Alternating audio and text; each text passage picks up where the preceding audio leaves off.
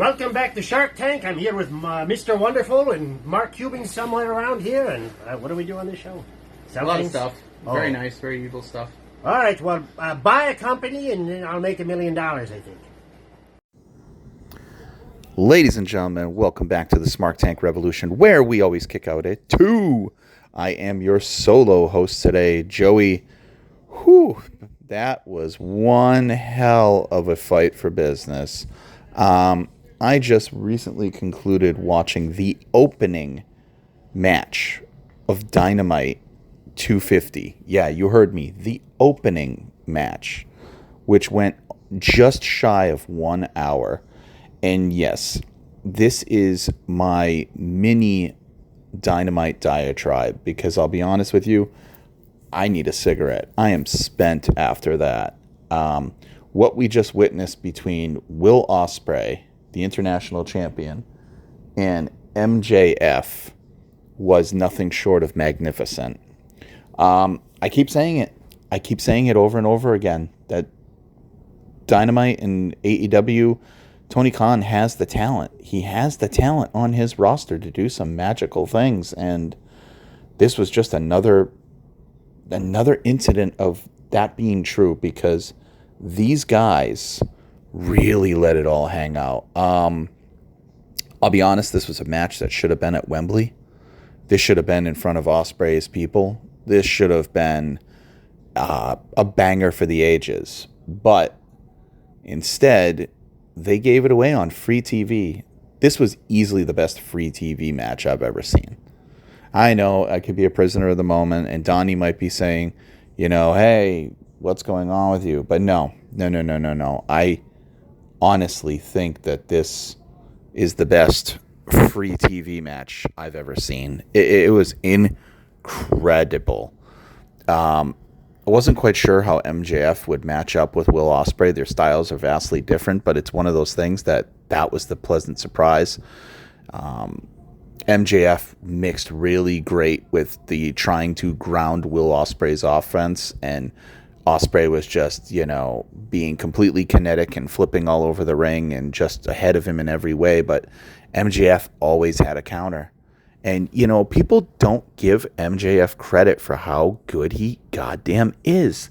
This kid is 28 years old, and he is wrestling like somebody who's been in the game for 30 years.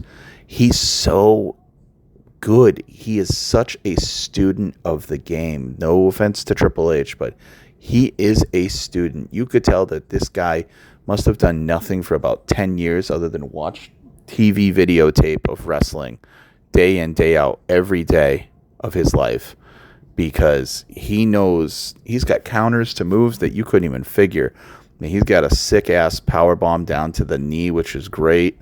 But the story of this was, MJF going for the international title against Will Ospreay.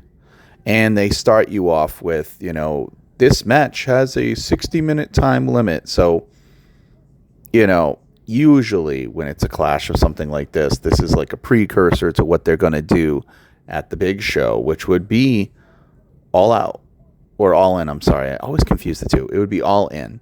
All In at Wembley is their WrestleMania now. It's no longer Double or Nothing. All In is their WrestleMania. That is their marquee show. So, to me, it didn't make sense to give this one away on free TV, especially the way they gave it away. I mean, they held nothing back. They went for 59 minutes and 58 seconds.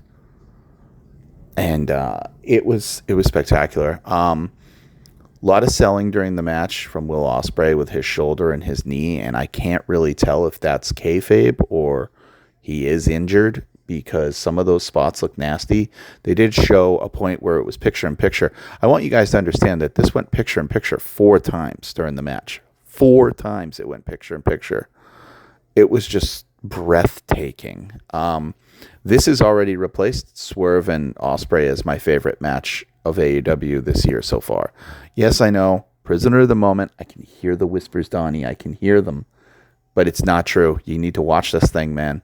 If this had no cut, if this was just uncut on a pay-per-view, it would have been just chef's kiss. But as it was, the storytelling by the levels of these two men was just brilliant.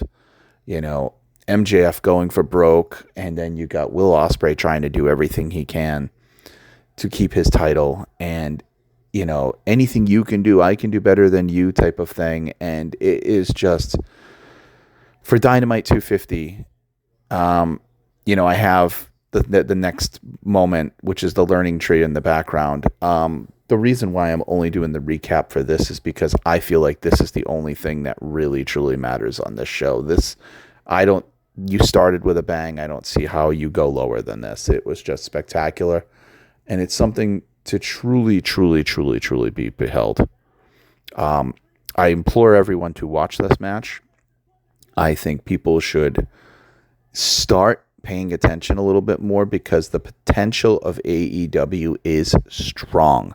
If you're putting out stuff like this, well thought out, well booked, well placed, well paced, then you're going to have something very special. You're going to have something very, very special if you're able to do this. The problem is, like I've said in my previous Dynamite diatribe, Tony Khan doesn't seem to have that knack of doing TV week to week, because he seems to like to give things away. And it's a shame that he does that, because stuff like this is special. This is something that I wish I was in the audience for. I would have ate this up with a fucking spoon and put some sprinkles on it. Like, man, this was sweet. This was great. This was unbelievable. Now, the main event is going to be Kazuchika Okada versus Swerve. Honestly, seems like a letdown right now. I can't see how in the hell that's going to top MJF and Will Ospreay. But I didn't even get to the point of like what happened. There was a lot of counter holds, a lot of high flying, a lot of, big time go for broke moves. Just well thought out spots. But here's the thing. This was high octane all the way through. This was not a well-paced Iron Man match where, there was some spots and some rest holds and some chin locks. No, this was just gnarly, nasty, go 100 miles an hour octane, all at it. You never stopping, never taking your foot off the gas. Just keep on going. Now, every now and then, TK surprises us, and this was an ultimate surprise. I have to admit, the ending shocked me. I didn't see it. They kept painting the picture of MJF having only 3 matches in 2024, where Will Ospreay's had 25. So clearly they were trying to give you the illusion of ring rust, and how is MJF going to be able to counter the wrestling acumen of Will Ospreay when he's been in the trenches day in, day out, or week in, week out. Well, he did, and it was unbelievable. And it was something, like I said, I thought it was going to end with either interference or it was going to be a timeout. It was going to be, when they say, 60-minute time limit, I just thought it was going to be a precursor to, okay, we're going to get that, as the hand's coming down, the clock expires, and that's what we're going to get. And you're hearing the Smart Tank dog in the background because he can never keep his mouth shut. He has to always get his piece in. You're hearing him. So, my apologies, but I am not redoing it because we are unedited, unfiltered, and uncensored. And that is how we go. But this was just, wow. I mean, I can't wait to watch it back again. Normally, I delete Dynamite immediately because I just kind of go through it, catch up, and then nothing to keep there. This was very special. Very, very special. But now to the point. I did not see this swerve coming. And, I did not see MJF beating Will Ospreay clean. He beat him clean. Will Ospreay failed to pull the trigger on the Tiger Driver. He couldn't do it. He had him. It was about to go down. And he just couldn't ethically do it. He couldn't, morally do it. And MJF took advantage and and beat him clean. They even had a Spanish fly in the middle of the match. Like, I mean, this match had everything. This had Tiger Drivers, Styles clashes off the top rope. It had elbow drops off the top rope. It had Poison Hurricane Ranas. It had Poison Ranas. It had, complete complex catch can wrestling counters and counter moves and measures. It was just really, really unbelievable chain wrestling. Just well done. Lot of heavy hits, lot of heavy, rolling elbows and things like that. Kicks to the face, everything. But ultimately, MJF wins it clean in the middle of the ring. He beats Ospreay with 2 seconds on the clock, which is why I was sure for a fact that he wasn't winning, because I figured the time would expire. But the ref counted with 2 seconds left. And I am just flabbergasted. I'm not mad at MJF. I'm definitely not mad at Max picking up another piece of gold. Why not? The guy is so good. I keep singing his praises to you all. He's too good for the level he's at currently. He's just something special. When he says he's a generational talent, he is. He is. And, as much as I love Adam Cole and I love a lot of other wrestlers, they're not on the level of the devil. I'm sorry. This guy is something just to be held. Bryan Danielson, sure, he's up there. Swerve, definitely up there. Ospreay, you bet. But when we're talking just how good he is at constructing and putting together in-ring scenarios and in-ring, magic, it doesn't matter which dance partner he gets. He's able to bring them up to his level, or he's willing to rise to theirs.